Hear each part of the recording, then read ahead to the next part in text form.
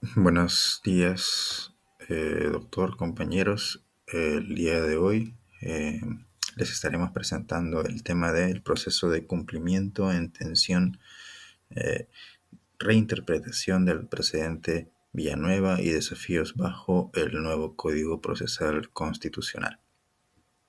Este tema es presentado por los integrantes Alexander Marca, Julio Paniura, Mayuri Quiroz, Guillermo Solano, Jesús Tuesta, Marcelo Villegas y Denilson Quiroz.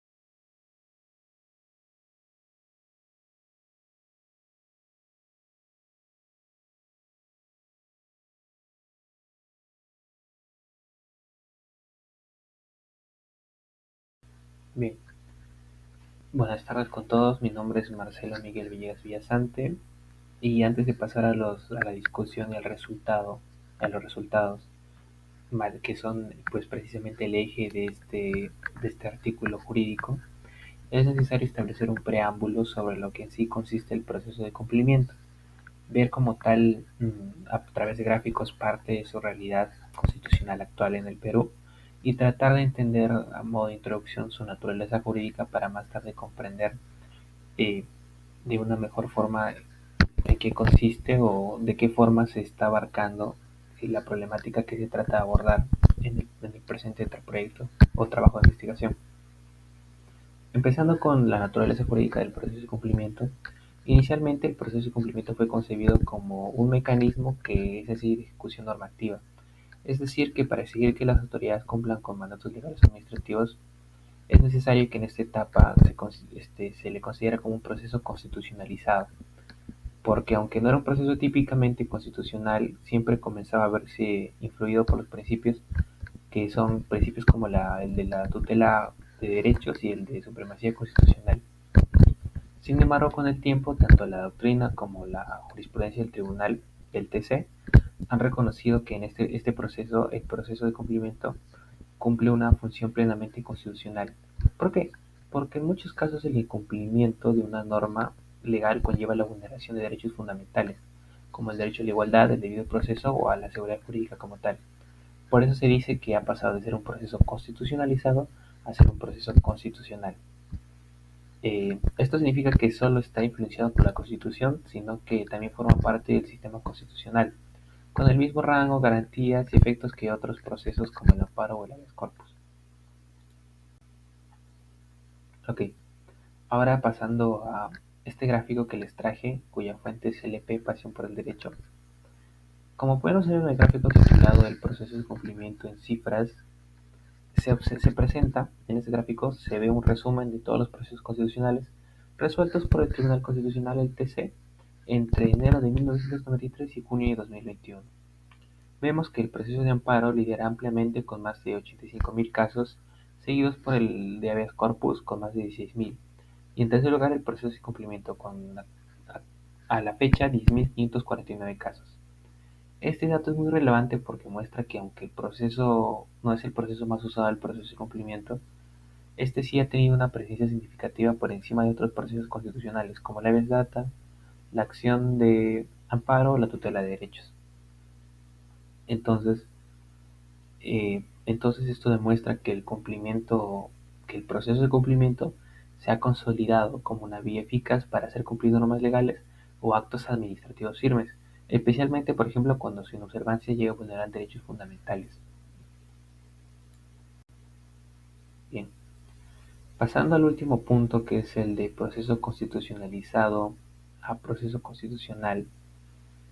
El proceso constitucionalizado es un proceso que, aunque no nace originalmente como parte del derecho constitucional, siempre se ha visto influenciado y transformado por los principios y valores constitucionales, tales como la tutela de derechos fundamentales y el principio de supremacía constitucional, o el control de legalidad. En otras palabras, pues básicamente es un control legal o administrativo que absorbe elementos constitucionales a través de la interpretación judicial o de reformas legislativas. En el caso específico del proceso de cumplimiento, este fue concebido originalmente como un mecanismo de ejecución de normas legales o actos administrativos firmes.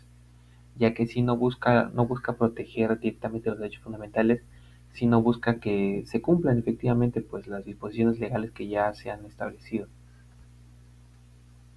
Pasando a lo que es un proceso constitucional, pues es aquel que nace directamente del derecho constitucional y pues básicamente su finalidad es proteger la Constitución, el orden democrático y los derechos fundamentales, ya que de esta forma todos estos procesos están regulados por normas de jerarquía constitucional.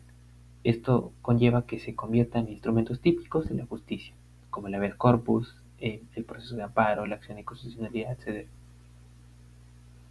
¿Cuál es la importancia de este cambio de proceso constitucionalizado a proceso constitucional? Bueno, el paso de constitucionalizado a plenamente constitucional significa una revalorización, por así decirlo, del proceso de cumplimiento, ya que se le empieza a ver no como algo accesorio o técnico, sino como una vía legítima y eficaz que permita garantizar la vigencia de la Constitución y la eficacia de los derechos fundamentales.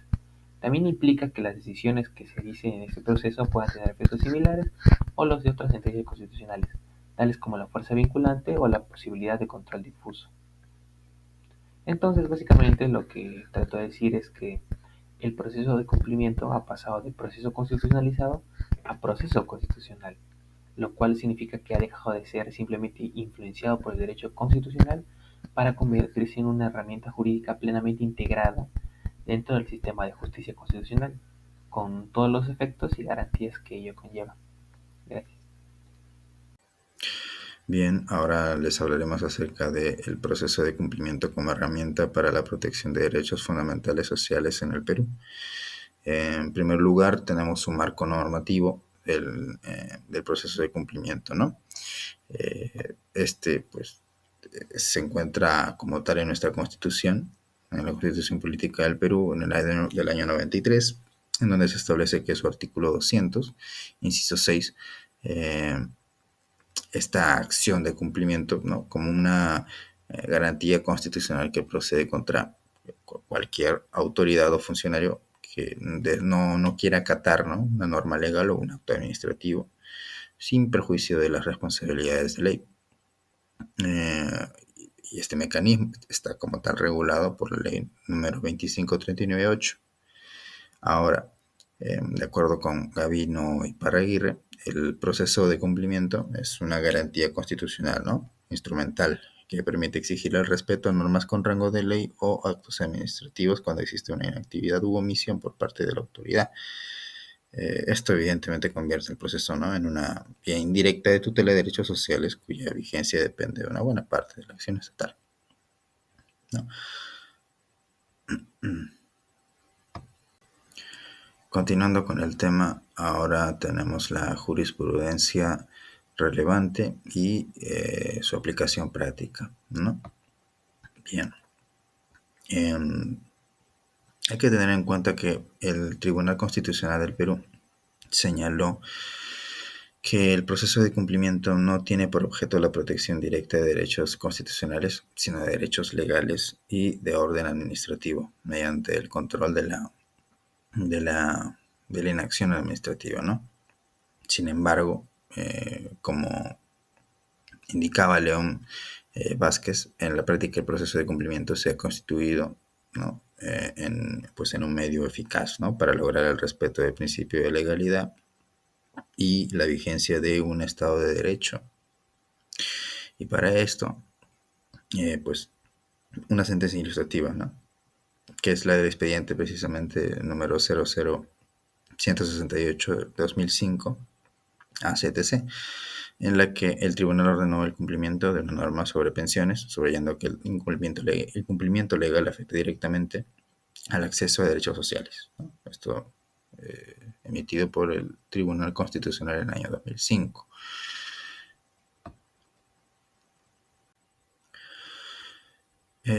Ahora tenemos el impacto en la protección de derechos fundamentales sociales. Bien, el proceso de cumplimiento ha sido utilizado para exigir la implementación de políticas públicas destinadas a proteger derechos sociales como el derecho a la salud, la educación y la seguridad social, ¿no? Al obligar a las autoridades a cumplir con las normas legales y actos administrativos que establecen pues, estas políticas, se contribuye como tal a la garantía efectiva de los derechos fundamentales sociales, ¿no? Y tal y como señala Rubio, eh, la efectividad de los derechos sociales no depende únicamente de su consagración en normas, sino de la creación de mecanismos jurídicos que aseguren su exigibilidad frente al Estado, ¿no? Por tanto, como el de cumplimiento, adquieren especial relevancia para activar normas dormidas o ignoradas, ¿no? Ya. Ok, continuando con la exposición, tenemos el presidente Maximiliano Villanueva, el expediente número 00168-2005, en lo cual procederemos a explicar sus requisitos y su función limitadora. Bueno, dependiendo un poco en contexto, tenemos que este precedente constituye uno de los pronunciamientos más relevantes para la delimitación del proceso constitucional de cumplimiento. Esta decisión no solo resolvió un caso individual vinculado a derechos pensionarios, sino que estableció reglas procesales de observancia obligatoria respecto de los requisitos mínimos que deben cumplirse para una demanda de cumplimiento. A partir de este precedente se construyó una visión del proceso de cumplimiento como mecanismo estrictamente ejecutivo, no declarativo, ni interpretativo y subsidiario, lo cual ha influido decisivamente en la práctica judicial y en la dogmática constitucional peruana. Okay. Tenemos ahora el contexto y propósito del precedente. El Tribunal Constitucional, en este caso de Maximiliano Villanueva, emitió un precedente vinculante para evitar el uso inadecuado del proceso de cumplimiento. Este proceso, concebido como sumario y ejecutivo, estaba siendo desvirtuado al usarse para resolver controversias complejas o administrativas, lo cual generaba sobrecarga y confusión procesal. A lo que venimos con su función limitadora y el respectivo rol de este precedente. Este precedente restringe el uso del proceso de cumplimiento a situaciones de desobediencia manifiesta, evitando su uso como proceso espejo del contencioso administrativo. Refuerza su carácter ejecutivo, no declarativo, y protege al juez constitucional de ingresar a debates interpretativos o aprobatorios. Doctrinarios como Castillo Córdoba y Sosa Sacio destacan su valor como garantía de seguridad jurídica y racionalidad procesal. Ok, ahora pasando con los requisitos para la procedencia, los mismos que están estipulados en este precedente. Tenemos que primero pide la vigencia del mandato. El mandato legal o acto administrativo debe encontrarse vigente, es decir, o bien mejor dicho, no debe haber sido derogado, modificado o suspendido para norma posterior. Luego tenemos el requisito de certeza y claridad. El contenido de la disposición o acto debe ser claro, expreso y sin ambigüedad, como también debe tratarse de un mandato que no requiere interpretación ni reconstrucción normativa compleja. También tenemos la no sujeción a controversia jurídica o fáctica. ¿Qué nos quiere decir esto? Que el proceso de cumplimiento no puede usarse para resolver interpretaciones divergentes ni para analizar pruebas. En consecuencia, este proceso no va a proceder si existe debate sobre el alcance o la desobligación del mandato. Luego tenemos la obligatoriedad e ineludibilidad, donde el mandato debe imponer una obligación jurídica y directa, no optativa ni discrecional, a cargo de una autoridad o funcionario público. Luego tenemos la incondicionalidad, que nos habla acerca de que no deben existir requisitos pendientes que condicionen su cumplimiento, es decir, no puede fundarse en actos que dependen de otras circunstancias fácticas no verificadas o que requieren alguna prueba.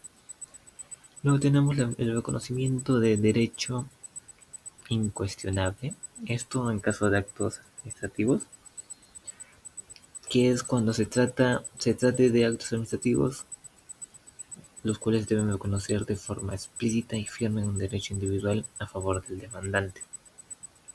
Finalmente tenemos la determinabilidad del beneficiario, que nos señala que debe ser posible identificar plenamente el sujeto beneficiado con el cumplimiento exigido.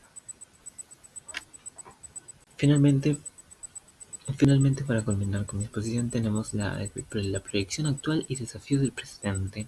Aquí tenemos que la vigencia del presidente Villanueva enfrenta, ha enfrentado cierto, ha habido voces en medida de que fue de la expedición del nuevo Código Procesal Constitucional, debido a que existieron cambios como la eliminación de la improcedencia liminar y el artículo 66 que permiten demandas con elementos debatibles, lo que pone en riesgo la naturaleza sumaria del proceso, lo cual es necesario armonizar las nuevas normas con el precedente para preservar la eficacia, claridad y función original del proceso de cumplimiento. Lo cual evidentemente vamos a ir viendo cómo es que el nuevo Código Procesal Constitucional ha logrado crear cierta brecha con ciertos puntos estipulados en ese precedente.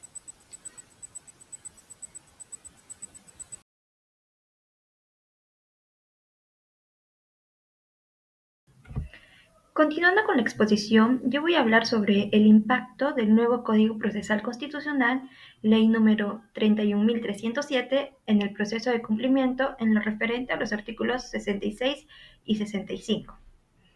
Como bien sabemos, el proceso de cumplimiento se encuentra regulado dentro de estos artículos en el nuevo Código Procesal Constitucional y representa una herramienta constitucional para la defensa del principio de legalidad, la eficacia normativa y la sujeción de la administración pública al derecho.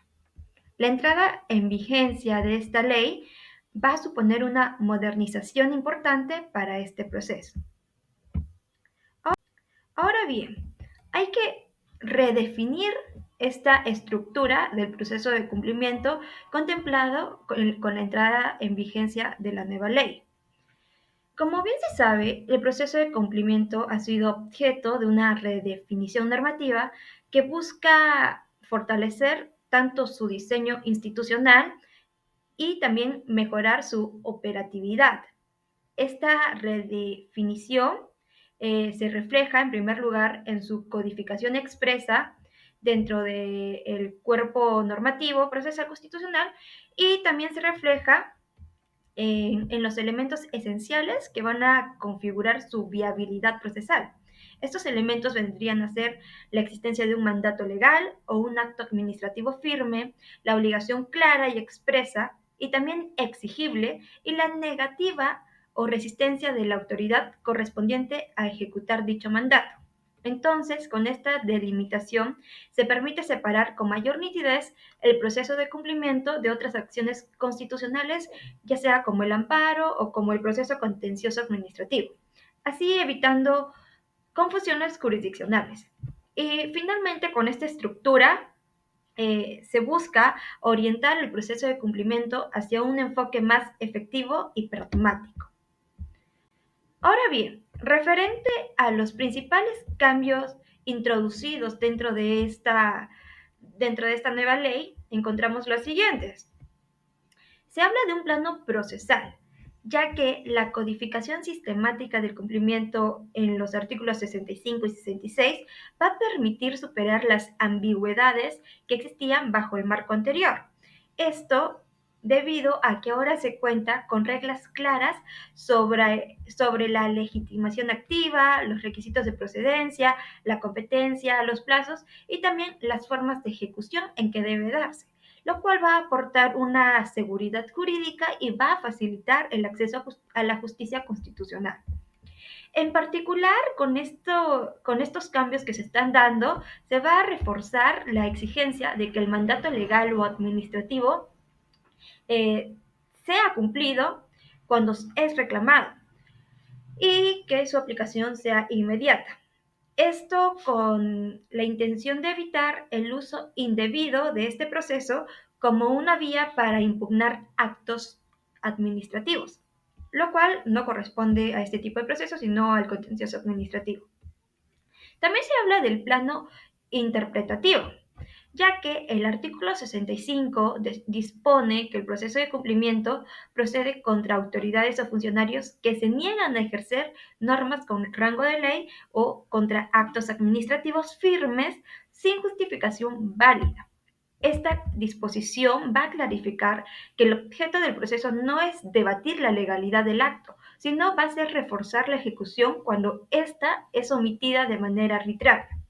Por su parte, el artículo 66 establece que el contenido de la sentencia debe ser precisa y aquí el juez deberá ordenar la ejecución del acto o normas omitidas, bajo apercibimiento de medidas coercitivas en caso de incumplimiento.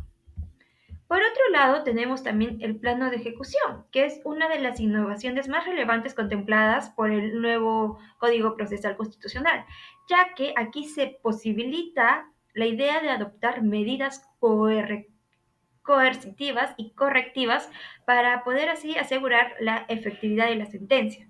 Entre ellas van a destacar la imposición de multas personales a funcionarios, la comunicación al superior jerárquico para efectos disciplinarios y también la inclusión de la remisión de antecedentes al Ministerio Público por posible desobediencia al mandato judicial. Estas medidas resultan fundamentales para cerrar el ciclo de justicia constitucional y pues permiten que los fallos tengan consecuencias prácticas reales.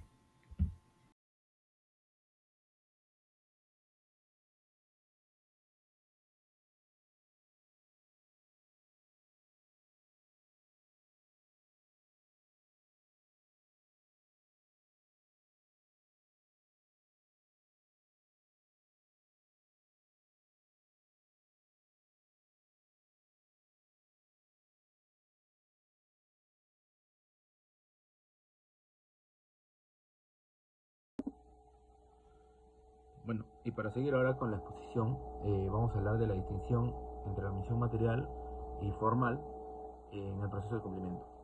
En el proceso de cumplimiento, la distinción que existe entre omisión material y formal es principalmente irrelevante en el ámbito del derecho administrativo, en el ámbito tributario y en el ámbito constitucional. Pero esta distinción permite determinar que la gravedad del incumplimiento y las medidas que deben tomarse para poder remediar. En el caso de omisión material, podemos referirnos a la atención de actuar cuando se tiene la obligación de hacerlo.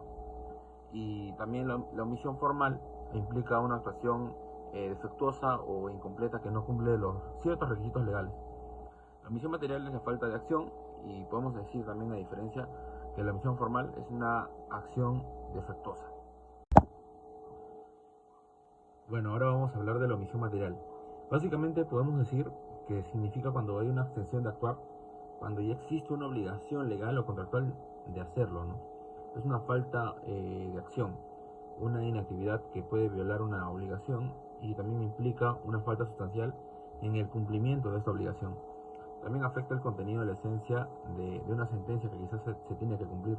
Y podríamos decir como un ejemplo, ¿no? Citar una autoridad pública que no cumple con un mandato legal, digamos, ¿no? De dictar una resolución en cierto plazo determinado en el cual debía haberlo hecho, ¿no? Y hay ciertas consecuencias, ¿no? Ya que puede generar responsabilidad civil, penal, administrativa a esta persona, ¿no? Que omite de actuar. Ahora, en la omisión formal, a diferencia, ¿no? de la omisión material, podemos decir de que sí implica una actuación que puede ser defectuosa o incompleta, ¿no? Que hay ciertos requisitos que no se cumplen, que pueden ser legales, contractuales, que significarían para hacer una actuación válida. Podemos decir que es una acción que, aunque se realiza, no es suficiente para poder cumplir con la obligación, y se refiere a la falta de cumplimiento de una forma o procedimiento exigido legalmente.